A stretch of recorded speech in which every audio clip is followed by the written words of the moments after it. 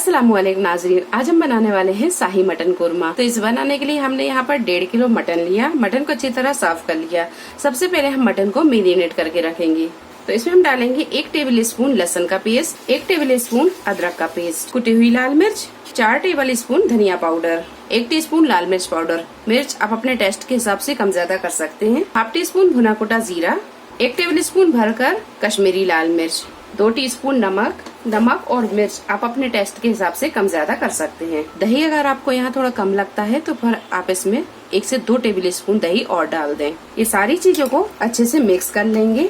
ये सारी चीजों को अच्छी तरह हमने मिक्स कर दिया है। अब इसे हम ढक कर रख देंगे आधा घंटे के लिए। तब तक हम बाकी की चीजें तैयार कर लेते हैं। शाही मटन कोरमे में थोड़े से ड्राई फ्रूट भी जाएंगे। तो यहाँ हमने 2 टेबल स्पून नारियल का बूरा लिया। अगर आपके पास में नारियल का बूरा ना हो तो नारियल को बारीक काट के भी ले सकते हैं। 12 से 15 बादाम, 12 से 15 काजू, इन्हें हम हल्का सा रोस्ट करेंगे और दरदरा पीस लेंगे। इसे हम बारीक नहीं पीसेंगे, हल्का सा दरदरा रखेंगे, क्योंकि जब हम कोरमा खाएंगे हल्के बड़े बड़े पीस आते हैं तो खाने में अच्छे लगते हैं। आप चाहें तो इसे हल्का सा रोस्ट करके साबुत भी डाल सकते हैं। तो इन्हें हम हल्का सा रोस्ट करेंगे और दरदरा पीस लेंगे। मटन को मैरिनेट किए हुआ आधा घंटा हो गया। प्रेशर कुकर में हमने 2 बड़े चम्मच तेल को गरम कर लिया। इसमें हम डालेंगे साबुत मसाले, बादियान फूल, काली मिर्च, जावित्री, दालचीनी, लौंग, बड़ी इलायची, हरी इलायची। मसाला जब हल्का सा तड़क जाए तो इसमें हम डालेंगे मैरिनेट किया हुआ मटन।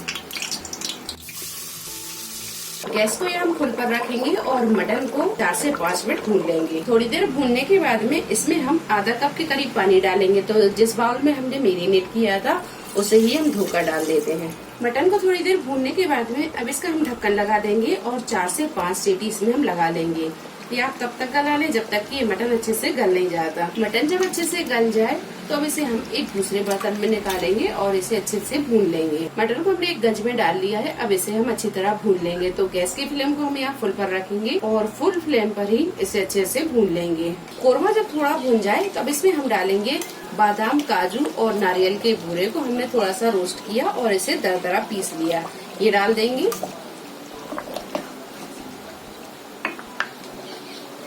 अब इसमें हम डालेंगे फ्राई प्याज। तो हमने यहाँ 4 बड़ी साइज की प्याज ली और इसे फ्राई कर लिया। तो प्याज को हम थोड़ा सा दरदरा पीस कर डालेंगे। आप चाहें तो प्याज को ऐसे ही डाल सकते हैं। तो ये प्याज को हमने दरदरा पीस लिया है, ये डाल देंगे। कोरमा जब अच्छी तरह भुन जाए और ये थोड़ा सा गाढ़ा हो जाए, ये देखिए कोरमा भुनने के बाद में ये थोड़ा सा गाढ़ा हो गया है। तो कोरमे में पानी नहीं जाता है, ये इसी तरह का गाढ़ा रहता है। अब हम गैस को बंद करेंगे और इसे कर लेंगे हम डिश आउट। तो ये कोरमा बनकर तैयार है। तो गैस को कर दिया हमने बंद और इसमें डालेंगे हम बारीक कटा हुआ हरा धनिया और इसे कर लेंगे हम डिश आउट। कोरमा बहुत ही मजे का बना है। ये देखिए, आप इसे रोटी नान के साथ खाएं या फिर रुमाली रोटी के साथ खाएं। ये बहुत ही मजे का कोरमा बना है।